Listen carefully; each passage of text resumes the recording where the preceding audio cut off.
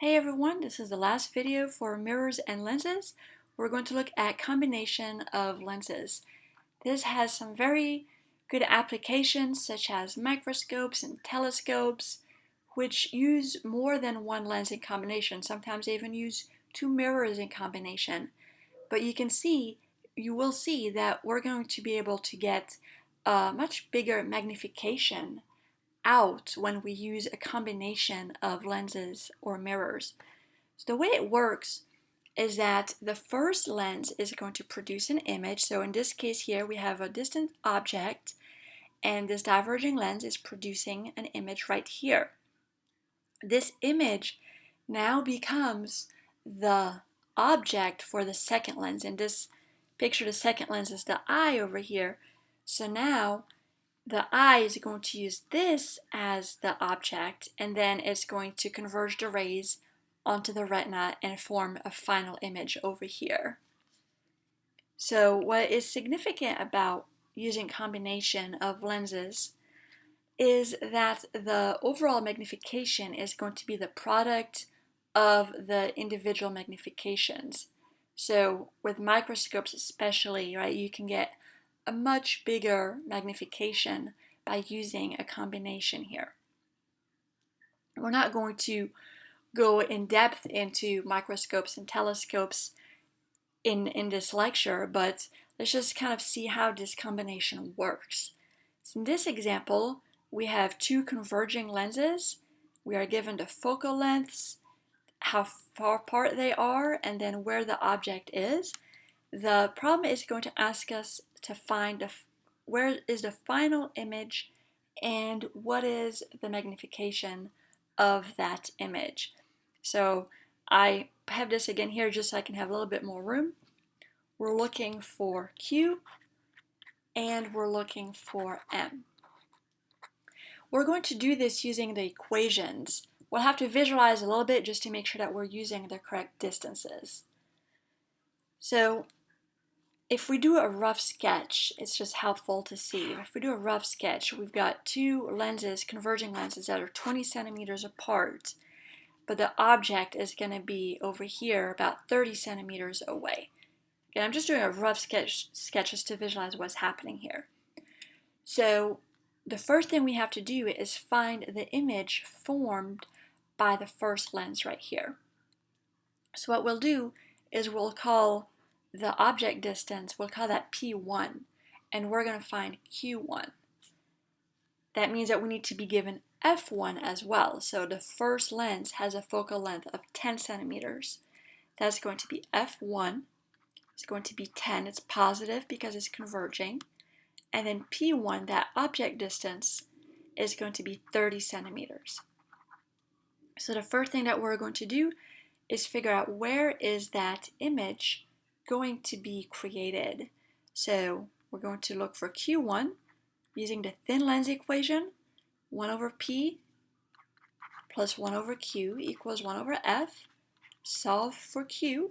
You're going to get P times F over P minus F. We've seen this before when we talked about the mirrors. Plug in the numbers. We're going to get, these are all number ones here. We're going to get 30 times 10 divided by 30 minus 10. So 300 over 20. So that is going to give us 15 centimeters. Let's also go ahead and find the magnification of this first image here. It's going to be negative Q over P. So it's going to be negative 15 over 30, so negative 1/2. Okay, so now how do we use this to find an image created by the second lens? Well, if we do a very rough sketch, we know that this lens here is going to produce an image. It's going to be inverted because the magnification was negative.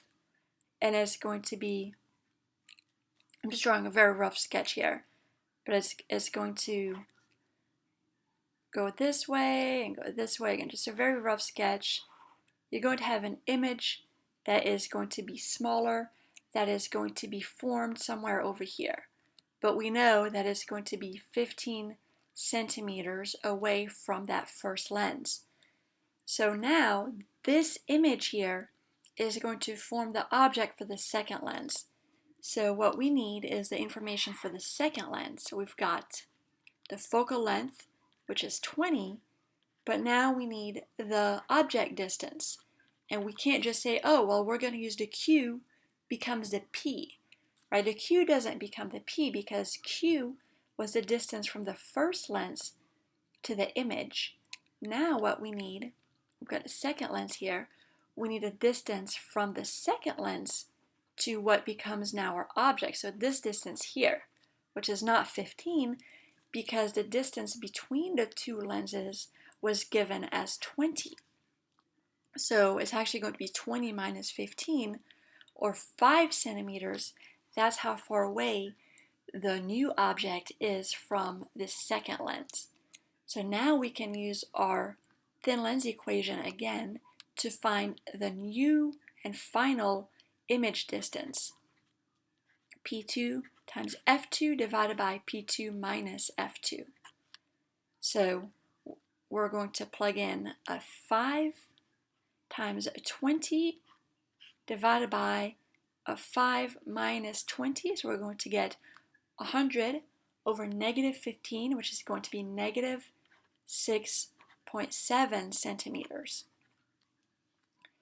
What this means is that because the object distance here is closer to our lens than the focal point, that the rays are going to diverge here and we're going to have a virtual image formed.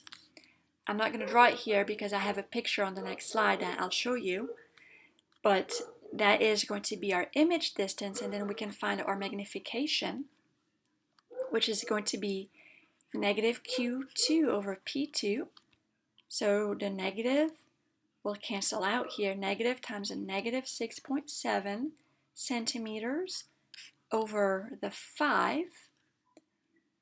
And that is going to give us, sorry, I don't have the number right there, so I've got to find it very quickly.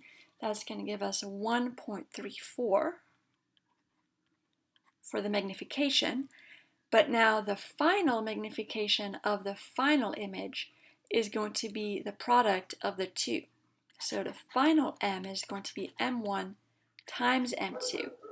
So we're going to multiply that number by 1/2, and then we're going to get negative 0.67 as the final magnification, which means the final image is going to be inverted and smaller than the original object.